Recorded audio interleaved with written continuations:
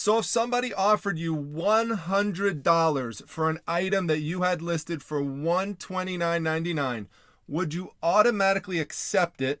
Would you automatically reject it? Or would you take the risk of the person walking away from the deal by making a counter offer? These are decisions that resellers need to make every day. I'm using the simple example of $100 because it's a nice big round number that we could all get our heads around. But sometimes these decisions that we make are based on items that would sell for less than that, and sometimes for more than that. And so this all gets down to the psychology of negotiation. And as many of you know, I work full-time as a neuropsychologist, so I like to bring in the perspective of psychology to help out with negotiation strategies. So negotiation in many ways is like poker. You're trying to look for tells. Both sides are trying to look for tells to see if the other person is bluffing, or to try to get some insights into what the other person's motivations might be. How much does the person really want to acquire something versus how much does the other person really want to sell something? It's like two people, two combatants, if you want to look at it that way, as a contest, kind of trying to figure each other out, trying to size each other up. And in the end, the side that typically walks away with the better part of the deal is the one who has the most leverage. So your job is to try to figure out how you could get the most leverage in a situation. So let me take you through an example of something that just happened the other day. So as you can see here, this is a lot of 10 Lone Ranger comic books. Many of you know I specialize in comic books and comic-related collectibles. These are Golden Age comic books. They range from 1947 to 1954. You could see they're in pretty decent condition. The covers look really nice. These are difficult to come across in this condition and in this age range. What do I have invested into it? That's important to consider, because part of your answer to the question that I asked earlier may very well depend on what do you have into it. If you had $60 into it, that might give you a different answer as opposed to if you had $1 into it. And yes, that's what I have invested into this, is $1. I picked these up for 10 cents a piece as part of a big lot of mostly Golden Age comic books from an estate sale. Is the one I've talked about many times. They were at the upper level of a barn, and I just pulled them all out and just made one big swooping deal for them all. So given that, many people watching this might say, heck, this is a no-brainer. You paid $1 for it. Someone offered you $100. You should just definitely take it right off the bat. Why would you even consider anything else? Well, because your job in business is to make sure you're acquiring items for the lowest amount possible and trying to sell them for the maximal price. That's the responsibility you have to your business and to the people who depend on you, such as your employees and your family. That doesn't mean you can't make deals every once in a while. That's perfectly fine if you have make an offer on, although I do know some people don't have best offer on. But if you do have it on, if you make negotiations, and frankly, even people like Craigslist Hunter who generally don't have the best offer option on, they will still make deals with people behind the scenes if the person sends them a message and says, hey, will you take $5 off, $10 off? So most people are willing to make some kind of deal. Now, you also have to factor in what is the market rate for the item. So you like to try to sell things consistent with what the market rate is. And the market rate for this would be somewhere between $100 and $130. So the initial offer that came in for this dough was not $80. The initial offer that came in was right here. This is from the same person. I know it's a little blurry there in the image, but you know what it looks like. I'm doing this to show you the actual offer. So there's my buy it now price, $129.99. I have make an offer on, and the person offers me $85. So what do you do in this situation? Because now the person's $45 off. What I do in this situation is that when someone is this far off of where I am at, is that I just decline the offer. Now I know what I'm going to hear. I'm going to hear people tell me you should never decline the initial offer. And I'm here to tell you that that is a complete and total myth. You could decline offers all the time. In fact, let's get back to what I was talking about earlier with how negotiations work. Negotiations are, again, an interaction of two people trying to size each other up. And if you, particularly if you have a really good item, something like this, which is difficult to find, difficult to come across, you should have the power to walk away from the deal. And if you have the power to walk away from the deal, that confidence gets conveyed over to the person who's making the offer. And that person's like, wow, this person really does know that what they have is valuable. Because you have to remember, there's a lot of buyers out there who send out tests to you, because there's a lot of people who think that the seller doesn't know what they have. In many instances, they're correct, because what's the buyer trying to do? The buyer's trying to get it for as low as they possibly can. So that's why, if you wonder why you get so many lowballs sometimes on eBay, that's exactly why, and that's a big part of it, is that people are sending out tests to see if you really know you have. So walking away lets the person know you know what it's actually worth. Now, trust me, I'm telling you this from decades of experience on eBay, is that if that person knows that that really is a good item and what they're doing is testing you, they should almost always come back with another offer. Now, sometimes they might walk away, but that's okay. That doesn't mean you lost out with the particular buyer. And I'll go into explaining why that's the case in a moment. I know it sounds like they walked away and you lost the deal, but actually, most likely you didn't. But hang on for that point in a moment. So I declined this, and then, like I just mentioned, the person comes back with another offer right here. Now, these are the two tells that I want to get into for you that could help you going forwards in negotiations. You want to look, if they make a comment, what exactly are they saying? And then you want to take a look at their username. Now, there's many other things that you could focus on, but for this example, these are the two things I want to focus on in this video.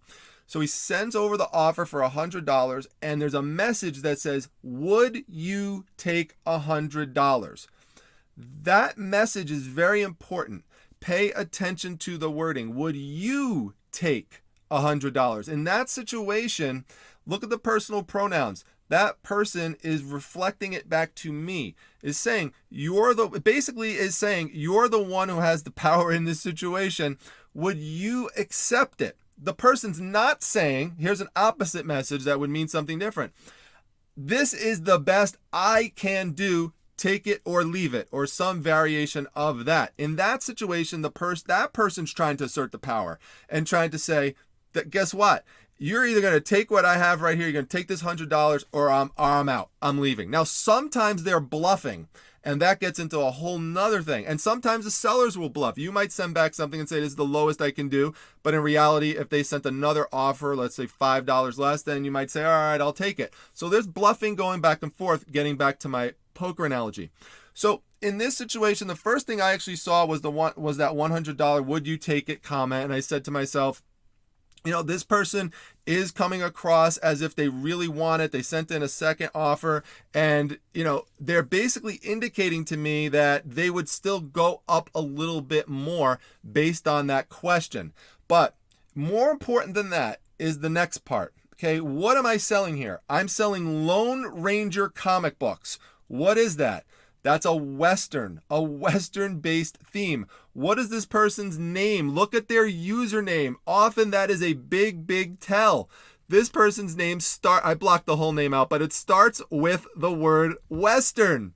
So then you have to reason to yourself, and you have to say, what's the chances that a person who is trying to find or is looking for hard to find Western-based comic books, who has the name Western in their title of their username, and then asks, would you take $100? What's the chances that person's going to walk away from the deal? My calculation on this was that it was a very low chance that this person was going to walk away. So because of those factors, and you see, you have to use data. You have to use some kind of data, some type of logic to make these decisions. I then did this. I counteroffered at $114.99. And this is my meet in the middle strategy approach I've talked about before. When you try to meet in the middle with someone, this is another psychological negotiation technique that then seems fair to the person. Now remember, it's not meet in the middle based on the 85. That wouldn't work. So that 85 doesn't even get factored into it. The meet in the middle negotiation process starts when that person gets close enough to your buy it now price that you feel comfortable. And make sure you send something polite, something nice to the person so they know that they're dealing with someone, who's professional. So you can see here I say, this is my standard thing that I say to everybody. So you could just copy that if you want. I say, hello and thanks for your offer. So nice greeting. I can meet you halfway at $114.99 with free shipping if you offer that. If that works, these are yours. So you kind of make them taste it like they're right. It's right there. All you got to do is press that button right there, and it's all yours. Thanks. So you end it off with a polite statement, and you start it with a polite statement. And sure enough, there you go. This person made the purchase $115. Okay. So now I know what some people are going to say, and let me put a nicer background here so we have the Lone Ranger here. Some people are going to say, well, that's great, Primetime. That's great. You showed an example of where this worked. But aren't there plenty of examples of where the person would walk away and where this doesn't work? Well, that again brings me back to why you have to use data to make the decision. And it also depends on what's going on with your day and with your business. If you're really struggling, you haven't made any sales for a couple days, someone comes along and sends you that $100 on a different day. Might I just accept that $100? I might. It really just depends on what's going on. Again, how much you have into it does play a role. But don't believe that if you were to say either no, decline the $100, maybe in some cases somebody might do that. Although I think a meet in the middle with this situation is what you should do. Although again, I get how some people might accept the offer, but don't think that if you made that counter offer of $115 and then the person walks away or declines it, that you somehow did something wrong and that you lost out on the deal. And here's why I'm going to say that. Because my experience of doing this for decades is that in the vast majority of cases, somebody else is going to come along and either purchase it for the buy it now price, or they're going to make you a very similar offer to that person, and you're going to make a counter offer, and then that person will accept. The chances that this is going to happen is if you obviously have a good item that's pictured properly and all that stuff. You have to have all the core things in place for what I'm telling you to work. You can see how this is displayed nicely. It's brightly lit, all that type of stuff that helps make the sale. So let's say, for example, a person, if let's just say this person walked away. I sent the counter offer for $115 and they decline it. They walk away. Should I feel that I lost $115? No, because if that person comes the next week and buys it for $130, guess what? You could go back, and this is where it all depends on your perspective. You could then go back and say, well, you know what? If I would have made that deal for that person for $115, I would have lost $15. People don't think of it that way. The people are so inclined to just think negatively and to think that they lost out on things that whenever someone declines something, they think that they lost out on the deal. That's not necessarily the case. Now, are there instances where somebody could send you a lowball offer and you counter offer them, let's say $5, $10, a little bit less than what you have the buy it now price, and they will purchase it? Yes, that's possible, but the chances of that are extremely low. If you have an item like this, if someone sends you that initial lowball offer, or maybe a second lowball, which I call a double lowball, I'll just continuously decline. And I don't care. They could run out of offers as far as I'm concerned, because then they just learned a lesson in that situation to not play that kind of game. I don't want that kind of customer. Because here's the thing, you have to think with psychology again, with reinforcement. if you keep reinforcing that type of behavior, that buyer is not only going to continue to do that to you, they're going to continue to do that to other sellers as well. And so that's a situation where you could keep losing money over time if you just keep accepting these lowball offers that come in, or just counter offer close to what their initial lowball is. So you have to be really careful with that. I would rather have a clientele that is based on people who know that I will make a deal with them, but the deal has to be respectful. I already priced my items respectful and consistent with market value. So, we have to be able to have an understanding that I'll work with you, but we've got to be close. You can't be sending in low balls or extreme low ball offers and that sort of thing. I hope that this is helpful with regards to negotiation. There's a lot of other negotiation videos that I have on my channel. You could just click the playlist section right over here, and that will bring you right over. It'll say lowball and negotiations. And you can see a lot of these concepts I talk about in some of those earlier videos. I just haven't gone over this in a while, and someone asked me recently for a shorter video, so I hope that this meets the or fits the bill. So we'll see. Anyway, if you enjoyed it, please make sure that you hit the like button. Make sure you subscribe to the channel. Feel free to share your negotiation strategies down below. Remember, there's not necessarily a right or a wrong way per se to do these types of things. This is just my strategy. And one other thing I want to mention, by the way, because I've heard this talked about before, is that if you decline offers, that's going to hurt you in the YouTube algorithm. No one really knows what's going on behind the full YouTube, the eBay algorithm. No one knows what's going on behind the full eBay algorithm. We know some little things that have leaked out here and there. I could just tell you that I decline things often, and that this has not had any meaningful impact on my sales. My sales are doing tremendous right now, actually, and that's by applying the philosophy that I talked about in this video, and I've been doing it for a very long time, so I would not worry about that at all. If your item's good enough, people are going to find it, and people are going to make offers, and people are going to buy it. So have confidence in your item, have confidence in yourself, convey that over to your buyers, and you will be successful in your reselling business. All right, everyone, so I'm going to sign off for now. Make sure you come to my Facebook group, the Facebook Reselling Resource Center. The link's down below. Please make sure you're subscribing to the channel. It just takes one simple click of a button for continuous free information on this channel. That'll help get the word out to other people about it. And make sure you follow me over on Instagram. That's @prime_time_treasure. I'll see you back at the next video, everyone. Take care.